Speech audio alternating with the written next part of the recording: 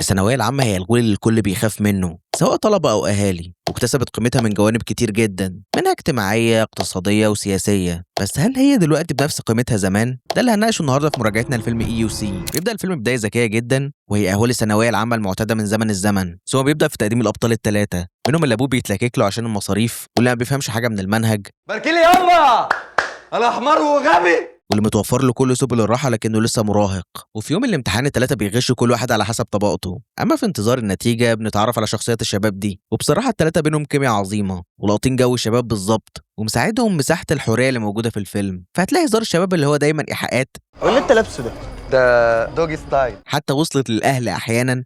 فكره ما تغلطش في امه دي تبعي. العلاقات بالجنس الآخر اللي طالما بتشغل الشاب المراهق، لكن فجأة بتيجي الطامة الكبرى وهي النتيجة. فالأول بيقول إن هو جاب 73 والتاني بيقول إن هو جاب 70، بس أمه بتقول لأبوه 85 وأبوه بيقول لأصحابه 95، أما التالت فجاب 93. لكن بيطلع الأول والتاني بيبقوا بيهتشوا، واحد جايب 53 والتاني 60، فبيزوروا شهادة علشان يمشوا الدنيا. لكن واحد أبوه بيعوز يقدم له في معهد السينما، بس هو بيبقى بيقبل من 70%، فبياخد ورق الاي يو سي بتاع صاحبه ويغيرها الاي يو سي عشان يسكت ابوه يعني ويقول له ان هو قدم في جامعه خلاص. فالتاني بيقلده بس ابوه بيطلع صايع وبيحاول يخش على موقع الكليه، فبيخلي صاحبه يعمل له موقع علشان يبعته لابوه. بيحصل فعلا. وهنا خلينا نقف شويه ونتكلم عن كام حاجه الفيلم ناقشها. اولهم هو رعب الثانويه العامه وضغط الاهالي على الطلبه، وخليني اقول لك هو ده بدا ووصل لهنا ازاي وليه. في عصر محمد علي تم انشاء اول مدرسه حديثه، وكانت بتخرج موظفين وظباط يخدموا مشروع التحديث، فالتعليم كان وسيله لخدمه الدوله مش لتنميه الفرد. ومع الاحتلال الانجليزي التعليم تم تحديده عمدا بهدف عدم خلق نخبه ممكن تعرض الحكم قدام، فبقى بينتج طبقه كتابيه وافنديه عشان يشغلوا البيروقراطيه الانجليزيه بارخص ثمن. اما بعد ثوره يوليو خاصه مطلع الستينات بدا استكمال مجانيه التعليم، ومعها بدات تتبلور فكره ضمان التوظيف الحكومي، وهنا تحول التعليم من علم لقسيمة أمان مضمونة من الدولة. لكن بعد الانفتاح حصل انفجار سكاني، فالدولة عجزت عن استيعاب الخريجين، فانهار الضمان ده، فبدأت تشيع مفارقة المتعلم العاطل. وفي التسعينات تعظمت جدا الدروس الخصوصية. طيب ليه؟ لأن لما بقى في خريجين كتير عاطلين، المجتمع اتعلم ذاتيا ان في كليات معينه خريجينها ما بيشتغلوش، فعلشان كده تنسيق الكليات اللي بتشتغل زي طب وهندسه عالي جدا، فكان لازم الاهالي تعمل مجهود اكسترا، فبداوا يدوروا على مجموعات تقويه ودروس خصوصيه علشان الواد يقدر يحصل كليه القمه. ولان ده جاب نتيجه فعلا بقى كله يمشي على نفس النهج بالظبط، فالدرجات عليت والتنسيق ضرب في السماء، فثبت في دماغ الاهالي ان كليات القمه دي هي الملاذ الامن علشان الابناء ما تتلطمش في حياتها مستقبلا، فيبقى على الاقل كاسره لو ما طلعناش طبقه ادينا متشبثين. وعشان كده اكتر ناس بتأله التعليم هي الفئه المتوسطه الدنيا، الطبقه الاقل حالهم يعلم بيه ربنا، واللي فوقيهم ده مش خيارهم الوحيد، وده لان اغلبهم جايين من تحت فمش عايزين ينزلوا تاني لانهم شافوا سواد علشان يوصلوا هنا. فالاهالي عندها اكتر من دافع للضغط عليك، لان ببساطه ده بالنسبه له مش ضغط، هو كان في حته انك يا تنجح وتشيل اهلك يا تفشل وتشيلهم الطين. فهو بالنسبه له انت عليك عبء نفسك، انا بوفر لك اكل شرب بيت نضيف دروس اونلاين واوفلاين، وفي النهايه تتدلع. حط نفسك مكانهم، هي حاجه تعصب برضه. ورجوعا للفيلم فاسرهم بتصر انها تروح علشان تشوف ايه الاي يو سي دي، وتسميه الجامعه في حد ذاتها بالجامعه المصريه بالقاهره في سخريه لا باس بيها من الجامعات الخاصه، لكن كمان رمزيه على ان الشباب مش حاسس بانتماء او بيستفيد حاجه من المنظومه. قرر يسمي الجامعه بالاسم ده عشان يوضح رؤيته في التعليم اللي عايزين يتلقوه. المهم بيأجروا فيلتهم وصاحبتهم وبيحاولوا يخلوها اشبه بالجامعه، وبيأجروا ناس تعمل طلاب علشان يعدوا الموضوع بس، وبيجيبوا القهوجي خريج الاداب الشاعر وحيد التمغ. امشي اضرب جيب الحاجه. معلش وقعت منه غصب عنه على فكره. وجعت منه الفوق. وده علشان يعمل عميد الجامعه، وبرغم التلبيخ والاستغلال اللي عمله الا انه انقذهم والاهالي اقتنعت بيه. طيب ليه؟ لان الفيلم من البدايه بنى ده بشكل ذكي كتابيا، يعني السيناريو مبني ان هو يتكلم عن مشاكل محدده ويوضحها، وده من خلال 3 خطوط. الخط الاول هو نقد المنظومه، فبيبدا بصعوبه المناهج ثم هول الامتحانات، والاتنين بيدفعوا الطلبه للغش، ثم بيتكلم على النتيجه وازمه التنسيق ومشاكل الجامعات الخاصه وغلو سعرها، وفي الطريق بيوضح ان المنظومه الفاشله هتطلع خريج مستغل ما عندوش مبدأ زي التمغ. اما الخط الثاني فهو البناء الاجتماعي ل3 شباب ومستوياتهم الثقافيه والماديه، وبيوضح طريقه تعامل كل واحد مع نتيجه اولاده عامل ازاي بناء على الخلفيه اللي جاي منها الاسره. فالاول جاي من اسره متوسطه دنيا ومستوى ثقافي قليل نسبيا، فبيحصل الضحك على الاب بالتمغ. الثاني من عيله متوسطه، الاب مسافر بيشتغل في الخليج والام على نيتها فبيضحك عليها برضه. والثالث من طبقه متوسطه عليا وعشان متوفر له كل حاجه فقدر ان هو يجيب درجات كويسه تخليه مرتاح قصاد اهله، اللي بالرغم من مجموعه قرروا يدخلوه الاي يو سي مش جامعه حكوميه. اما الطبقه الاغنى فالام كان عندها اهتمامات تانية خالص، فقالت للبنت مبروك وخلاص. اما الخط الثالث في الفيلم فهو الخط الرومانسي. المهم تاني يوم بيصحوا على صوت رن الجرس، فبيفتحوا بيلاقوا شباب كتير قدموا من على الموقع وجايين يدفعوا المصاريف، بغض النظر ان ده غريب ومش منطقي، والمفروض التنسيق هو اللي بيوزعهم اصلا، واللي بدوره بيطرح لهم الكليات المعتمده من الوزاره. وغير كده الموقع اللي اتعمل من كام يوم صعب جدا يظهر في السيرش بالسهوله دي، بس هي تسليكه علشان نروح للحبكه، وهي انهم بيقرروا يخشوا اللعبه دي وعشان يربط مصير الثلاثه ببعض، لان في واحد مش شاغله الحوار، فبيخلي ان العمل السايت يبقى عمله عن طريق فيزيت ابوه. فبيروحوا المحامي تحت السلم عشان يشوف لهم اجراءات فتح الجامعه، لكن بيتفاجئوا بان الموضوع بياخد سنين، بس برضه بيقرروا يدوسوا فيه، فبيستعينوا بالجد الهلاس علشان يساعدهم. وانا طول عمري بموت في السفالة وقلة الادب. ويحاول يعمل كل الورق والاجراءات باسمه، فبيوافق وبيبداوا يشغلوا الجامعه، بس بيجي لهم القهوجي يبتزهم فبيدوا له كافيتيريا الجامعه يسكتوه بيها. المهم الفيلم بيبدا في استعراض كل اطياف الشباب، ففي بتاع الجيم اللي همه كله البنات، والصوراجي الحشاش اللي بيبيع مغيبات للطلبه في الدره، والبت المسترجله اللي مش عاجبها اي حاجه. كمان في ظل الانفلات بتبدا الجامعه تتحول لمخور. بس خلينا نقف هنا ونرجع للسبب الرئيسي اللي خلاهم يعملوا كل ده، وهو التنسيق اللي مش هيدخلهم حاجه عدله. فالسؤال هنا، ليه اصلا التنسيق ده يعتبر نظام سيء؟ اولا لانه بيختزل الانسان وقدراته بشكل عام في رقم مبني على قدرته على الحفظ والاسترجاع، وده بيسبب ضعف في التفكير النقدي، فبيقضي على اي بذره ابداعيه للطالب، وبدوره بيخلي فيه مشكله كبيره في التخصيص. حد موهوب في مجال ما، اجزاء من 100 توديه مجال مختلف تماما، فده بيهدر راس مال بشري. ثانيا بيغذي هوس المجموع، وبالتالي دروس الخصوصيه في الاهالي تضغط ماديا، تضغط على ابنائها اكتر. ده غير فكره الحتميه، انت القادم من حياتك بقى معتمد على كام ساعه امتحان، يعني تعبان عندك مشاكل في البيت، انت ضاع عليك الامتحان وده هيأثر عليك في الامتحانات اللي جايه. بس برضه ما نقدرش ننكر انه كان نظام ليه مزايا، زي انه شفاف اغلب الوقت، الوسايط فيه ملهاش دور كبير قوي. ما يتهيأليش خالص انك عايز تشوف الموضوع بيعتمد على اختبارات قدرات او توصيات مثلا، بس للاسف لما التنسيق بيوزع على حسب الرقم بس، قدام بيسبب ضعف في التطبيق العملي، وبالتالي عدم ربط التعليم بسوق العمل، لان ببساطه ما فيش توافق في المهارات. فالاثر التراكمي لكل العيوب دي مش تعليمي فقط، بل اقتصادي كمان. تعالي بقى دوري على مهندسين شاطرين من خلال هجوميه. ما عندناش، لان جامعاتنا مستواها دلوقتي متدني بدرجه ان ما بقاش يطلع من عندنا خريجين تيجي مثلا تستقطبهم الشركات دي في الحاجات اللي هي الكومبلكس يعني.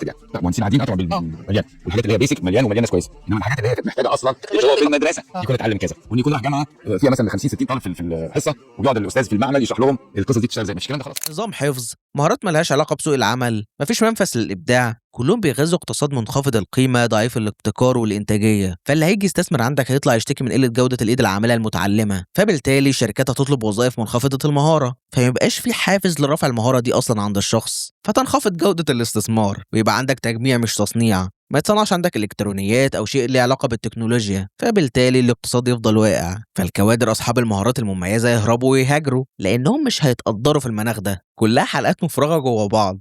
فخلينا نرجع للفيلم احسن. المهم فجاه الشباب بيكتشفوا ان هم في ازمه، لان مفيش حد لا بيعلم ولا بيتعلم، فجده بيقرر ان هو يجيب لهم دكاتره وناس اهل خبره. ما عندناش نظام المجاميع العقيم ولا التنسيق الأعمى، هنا اللي عايز يدرس حاجة يدرسها. وبيشوف الشباب عايزه تدرس ايه علشان يقدروا يحددوا الاقسام، فالحاجات اللي زي الطب والهندسه بيجيبوا لهم دكاتره، اما الزراعه والتصوير وغيرهم فبيجيبوا لهم مدربين وناس متخصصه. بس لما الجامعه بتشتغل مين بيتضايق؟ بالظبط هو التمغ، الكائن اللي فرض عليه ان هو يكون مستغل وطفيلي لانه ما عندوش اي مهاره في اي حاجه، لانه ناتج مسخ منظومه التعليم دي، فبيقرر يبلغ البوليس علشان تبقى عليا وعلى اعدائي. فبيجوا فعلا وبيقبضوا على الجد والشباب. وهنا خلينا نسال سؤال، هل لو الاهالي تقبلوا نتيجه عيالهم كان كل ده هيحصل؟ انا قلت لك ان الاهالي عندهم مبرراتهم في الضغط على الابناء، بس ده لا يعني ان هم ملايكه. في اهالي دوافعهم مش بس حب، لكن دوافع اجتماعيه اكتر، زي الخوف من كلام الناس، الرغبه في المكانه الاجتماعيه والفخر بيها، المقارنات العائليه وهكذا. كل ده بيزود الضغط على الاهل فبيصبوه على الابناء. ده غير الدوافع النفسيه العميقه اللي ممكن تكون موجوده، زي الاسقاط والامتداد النرجسي مثلا، اللي بيكمن في الاباء اللي عايزين يسقطوا احلامهم الغير محققه في اولادهم علشان هم اللي يحققوها. فالحاجات دي كلها مش بس بتضغط الطالب،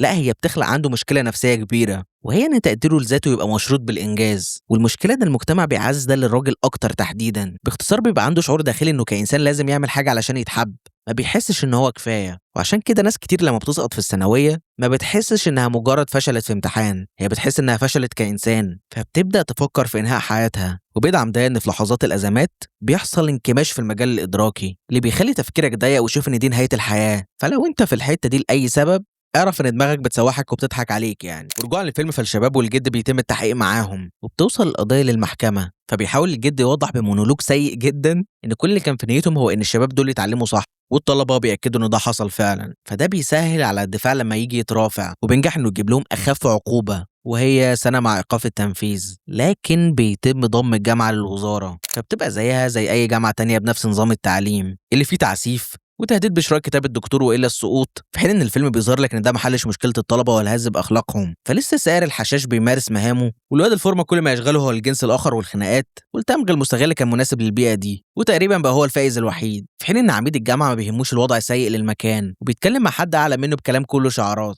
وبيعجبني في المشهد ده ان هو لونج تيك، ومش هو المشهد الوحيد اللي كده، في لونج تيكس على مدار الفيلم فعالة جدا في وجهة نظري. بدأ بتقديم المكان بعد ما خلصوا من تجهيزه، ثم استعراض المكان والشباب واحوالهم بعد فترة من دخولهم الجامعة، والحقيقة ده اكتر مشهد عجبني فيهم، لان كان في سعه في اللونج تيك عن طريق تتبع الشخصيات والتنقل ما بينهم. بدأ بالبروستيتيوت، ثم الولد ده، واخيرا البنت اللي بتجري من تحرش صاحبها، بعدين سلم للبروستيتيوت تاني، كمان دخل على الكافيتيريا وفي حوارين داروا، فمشهد مدته 3 دقايق في تحركات وحوارات وتايمنج لازم يكون مناسب. اي غلطه او تلعثم كل ده هيتعاد تاني، فشابوه بصراحه على القرار والمجهود ده. كمان في المشهد الاخير ختم بلونج تيك تالت عشان يعرفك ايه اللي اتغير بعد استحواذ الدوله على الجامعه، فهو حتى اماكنهم واوقاتهم مهمين جدا ومش محطوطين عبثا. والنهايه دي عامه ادت قيمه اكتر للفيلم، من اول ما الجد ما فرحش بقرار ضم الجامعه زي كل الشباب، وده لانه عنده خبره اكبر في الحياه ومع البلد دي، فعارف انها خساره مش مكسب. مبروك مبروك عليهم جامعتنا. فالفيلم رسم لك انتصار اجوى في يرضيك كمشاهد، وهو انهم ما اتسجنوش، لكن على الناحيه التانيه وضح لك الفساد واللامبالاه واللي بدورها بتبني نظام فاشل مفيش منه امل. وبرغم ان الفيلم ما بناش النهايه دي كويس وخد الموضوع من زاويه مجتمعيه اكتر، الا انها كانت صادقه في احباطها ان مفيش حاجه هتتغير، وده كان بيعكس يأس الشباب من كل شيء في الفتره دي، لان الفيلم نزل في مارس 2011 ولكنه كان متصور في 2010. ودلوقتي خلينا نطرح سؤال الحلقه، وهو ليه الثانويه العامه ملهاش لازمه،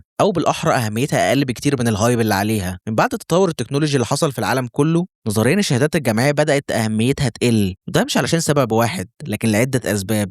اولهم ان في الماضي الموضوع كان بيمشي انك تدخل الجامعه تتعلم تحصل على شهاده تعكس تعلمك ده فتشتغل، فبشكل ما التعليم الاكاديمي كان محتكر الحته دي وكان ضروري فعلا. لكن في اخر عقدين من الزمن بقى ممكن تتعلم بطرق مختلفه، وحتى شركات في الوظائف الحديثه ما بقتش بتهتم زي الاول بالشهاده، الموضوع بقى معتمد اكتر على البورتفوليو، وريني انت بتعرف تعمل ايه بجوده عامله ازاي. طبعا لسه التعليم النظامي ليه اهميته في مجالات زي الهندسه، الطب، الصيدله، لان المجالات دي لازم لها اساس معرفي اكاديمي عميق، لكن مثلا اي شيء ابداعي انت مش هتحتاجها فيه. عشرات المجالات الاساسيه اللي بيندرج تحتها عشرات التفرعات. كمان مع دخول الاي اي ظهر شغلانات كتير جدا ومطلوبه قوي قوي دلوقتي، وهتبقى مطلوبه اكتر قدام. وخلي بالك كل اللي انت شايفه ده يعتبر ان هو بدا يتفحل من سنتين، ففكر فيها كمان 5 سنين هيكون عامل ازاي. وده لا يعني ان التعليم مش مهم، لا، هو غصب عنك التعليم بيحطك في مكانه مجتمعيه معينه. لو درست حاجه عمليه مثلا بتساعدك على التفكير بالمنطق وبشكل عقلاني، ولو درست حاجه ادبيه فهي اولا بتثري ثقافتك، ولو انت مش مهتم بده فيكفي انك تكون قادر تدخل عيالك من المدارس اللي بتعمل لها انترفيوز دي. لكن الغرض من كلامي طول الفيديو ان الدنيا مش ضيقه زي ما انت فاكر، ما تصغرش دماغك، الحياه مش معادله خطيه للدرجه دي، ولو ده حصل هيخلينا ابشرك ان احنا هنخش في مرحله انتقاليه، يعني في الغالب اهلنا يبقوا اخر جيل يقدسوا الثانويه العامه للدرجه دي، مش لاننا اذكى، بس احنا اول جيل بيعيش بعد ما البديل بقى مرئي وملموس ويعتمد عليه ماديا. ودلوقتي خلينا نروح لمراجعه الفيلم فكرته شايفها ذكيه جدا، يعني هو الجانب الواضح هو ازمه التعليم، لكن مع النهايه دي للفيلم ممكن تشوف ان هو بيقول لك ان حكم الطلاب الفوضوي الناشئ ده كان اصدق من فساد نظامي محترف. شباب على الورق فاشلين ادارتهم افضل من اكاديميين ما عندهمش ضمير، بس برضه مش عايزين نحمل الفيلم ما لا يحتمل. هو في النهايه فيلم كوميدي تجاري سطحي جدا بيحاول يعرض المشكله في قالب خفيف، قوته الحقيقيه تكمن في لمس فئه الشباب، في طريقه كلامهم، هزارهم، واهتماماتهم من غير تزويق، وده كان مهم لواقعيه الفيلم. اما عن التمثيل فهو عادي جدا، لكن طبعا لطفي لبيب عظيم، الراجل ده من غيره الفيلم كان هيقل كتير قوي، طريقه تفاعله وموجراته للشباب حلوه قوي. اما بالنسبه للثلاثي فطبعا افضلهم في كل حاجه سواء كوميديا او تمثيليا هو محمد سلام. عمرو عابد بصراحه انا ما بحبش اداؤه التمثيلي خالص، وكريم قاسم تقدر تقول متزن يعني. اما بالنسبه للتاليف لعمر جمال فاحنا اتكلمنا عن السيناريو خلاص، لكن الحوار بصراحه ضعيف جدا في مضمونه، بنائيا وفنيا ما كانش احسن حاجه بصراحه. اما عن الاخراج لاكرم فريد فكان مجتهد جدا الحقيقه، قدر يمسك كل الخطوط دي مع بعض ويحكي بيهم حدوته بشكل كويس، ما بخلش بجهد في العمل من وجهه نظري. المونتاج كمان كان صايع ومودرن قوي على وقتها، ايقاع سريع، تجارب جديده، محافظه على رتم، عجبني بصراحه. اما الموسيقى لعمرو اسماعيل فهي مقضيه الغرض، لكن مش في افضل احوالها بالنسبه لي. وبس كده لحد هنا تبقى الحلقه خلصت، فلو الحلقه عجبتك ما تنساش تعمل لايك وسبسكرايب وتقولي رايك في الكومنتات. سلام.